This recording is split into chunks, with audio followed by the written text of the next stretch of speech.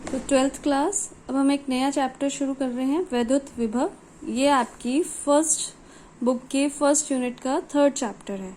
तो सबसे पहला जो इसमें टॉपिक है वो है वैद्युत विभव। विभव के बारे में या विभवांतर के बारे में आप 10th क्लास में पढ़ चुके हैं। अब उसी की थॉरो स्टडी हम यहाँ पर करेंगे। यहाँ वैद्युत विभव है। 11th क्लास में आपने गुरुत्वीय विभव पढ़ा था। वहाँ पर था एकांक द्रव्यमान को गुरुत्वीय क्षेत्र के भीतर लाने में जितना कार्य करना पड़ता है उसको कहा जाता है गुरुत्वीय विभव। अब यहाँ वैद्युत विभव की परिभाषा, एकांक धन परीक्षण आवेश को अनंत से वैद्युत क्षेत्र में किसी बिंदु तक लाने में जितना कार्य करना पड़ता है वह उस बिंदु पर वैद्युत विभव कहलाता है। धन परीक्षण आवेश, धन है पॉजिटिव है, और परीक्षण मतलब टेस्टिंग आवेश है।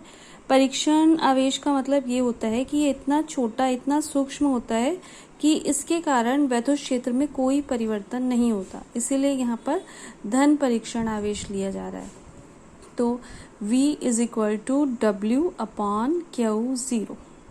W कार्य का मात्रक जूल, Q0 आवेश का मात्रक कूलाम। तो जो विभव का मात्रक होता है वो जूल प्रति कूलाम या फिर इसे वोल्ट भी कहा जाता है। तो विभव का मात्रक वोल्ट या फिर जूल प्रति कूलाम। और विभव की विमा, कार्य की विमा होती है mL2T-2 और आवेश की विमा AT। तो ये जब ऊपर जाएगी तो विभव की विमा होती है mL2T-3A-1। तो वैद्युत विभव की परिभाषा, इसका मात्रक और इसकी विमा। और वैद्युत विभव जो है ये एक अदिश राशि है। देखिए, वैद्युत विभव एक अदिश राशि है। अब इसके बाद वैद्युत विभव का भौतिक महत्व। इसका महत्व क्या है? आप लोगों को पता है कि अगर हमारे पास दो डिफरेंट टेम्परेचर वाली कोई वस्तुएं हो, मतलब एक का टेम्परेचर ज़्यादा हो, एक का टेम्परेचर कम हो, जब हम उन दोनों को पास में लाते हैं तो क्या होता है, ज़्यादा टेम्परेचर वाली वस्तु से कम टेम्परेचर वाली वस्तु में ऊष्मा का प्रवाह होने लगता है। इसी प्रकार से अगर हम भिन्न भिन्न अलग अलग विद्युत विभव वाली दो चालक वस्तुएं, दो जो कंडक्टर वस्तु हैं, उनको एक दूसरे के संपर्क में लाएं तो उसमें भी क्या होता है, आवेश का प्रवाह होने लग जाता है। और आवेश का प्रवाह कब तक होता है? जब तक दोनों वस्तुओं के विभव समान ना हो जाए।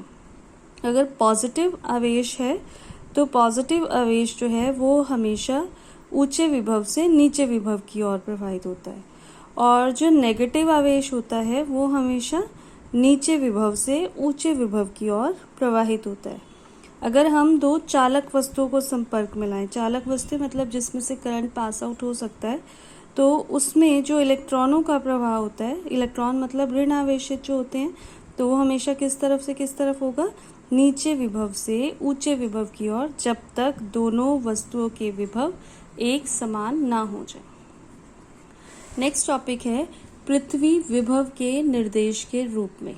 अब पृथ्वी जो है बहुत बड़ी है और सुचालक है, तो इसलिए इसका आकार इतना बड़ा है कि अगर इसको कोई आवेश हम दे दें, अलग से कोई आवेश दें, तो इसकी जो वैद्युत दशा है उस पर कोई प्रभाव नहीं पड़ता। मतलब जो पृथ्वी का विभव पहले से ही है वो वैसा ही बना रहता है। तो जब वस्तु को धनावेशित कब कहा जाता है? जब वस्तु और पृथ्वी को एक दूसरे के कांटेक्ट में ला जाता है। तो जो वस्तु है उससे धन आवेश, जो पॉजिटिव चार्ज है, उनका फ्लो पृथ्वी में होता है। तो हम क्या कहेंगे कि पृथ्वी वस्तु कैसी है? धन आवेशित।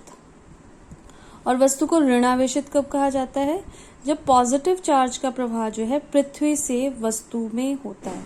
अगर वस्तु से पृथ्वी में हो रहा है तो वस्तु धन आवेशित, और अगर पृथ्वी से वस्तु में हो रहा है तो वस्तु ऋण आवेशित। तो दोनों ही कंडीशन में इलेक्ट्रॉनों का प्रवाह तब तक बना रहेगा जब तक कि पृथ्वी और वस्तु दोनों के विभव क्या ना हो जाए, समान ना हो जाए। तो अगर हम किसी चालक को पृथ्वी से कनेक्ट कर देते हैं, संबंधित कर देते हैं, तो उसका विभव जो है वो शून्य हो जाता है। आपने 10th क्लास में अर्थिंग पढ़ा होगा कि हम जो भू संपर्कन कर देते हैं तार का, तो वो अब आपको क्लियर हुआ होगा कि भू संपर्कन क्यों किया जाता है। क्योंकि भू संपर्कन करने से अगर कभी वोल्टेज ज्यादा आ जाए तो वो जो वोल्टेज होती है वो कहाँ चली जाती है, वो पृथ्वी में चली जाती है, क्योंकि पृथ्वी इतनी बड़ी है, उसमें अगर कोई विभव एक्स्ट्रा भी आ जाए तो उसकी वैद्युत दशाओं पर कोई प्रभाव नहीं पड़ता, और जो हमारा उपकरण होता है, बिजली का जो उपकरण होता है, वो खराब होने से बच जाता है। नेक्स्ट टॉपिक है विभवांतर। वो विभवता, ये विभवांतर है, विभव के बीच में अंतर। तो इसकी डेफिनेशन, बाह्यकर्ता द्वारा एकांक धन परीक्षण आवेश, फिर से धन परीक्षण आवेश इतना छोटा होता है कि इसके कारण वैद्युत क्षेत्र में कोई परिवर्तन नहीं होता।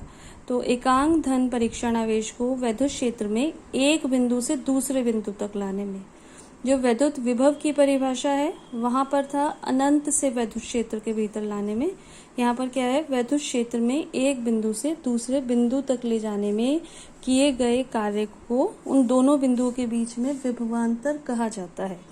अगर दो बिंदु हम A और B ले लें तो VA minus VB is equal to W/Q0।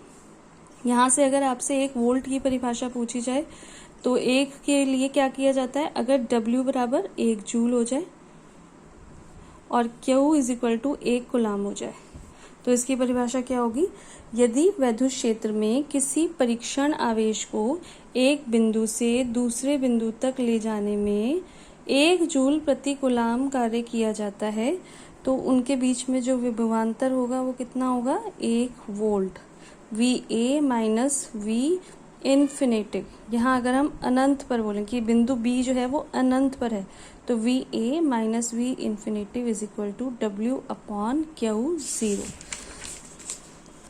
Next है वैद्युत क्षेत्र में दो बिंदुओं के बीच एक आवेश को ले जाने में किया गया कार्य।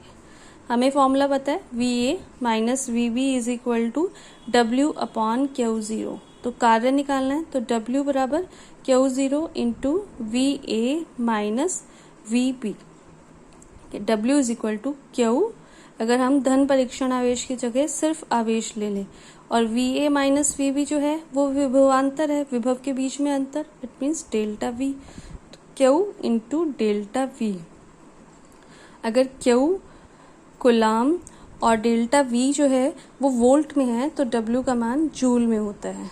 अगर धन आवेश को निम्न विभव वाले बिंदु से उच्च वाले में लाया जाता है तो कार्य बाह्यकर्ता को करना पड़ता है। यह इसी तरीके से है जैसे एक सिलेंडर है, सिलेंडर में गैस भरी हुई है और हमें उसको गैस का जो है दबाना है, तो हमें क्या करना पड़ेगा, पिस्टन को उसके ऊपर रखना पड़ेगा, कार्य हमें करना पड़ेगा।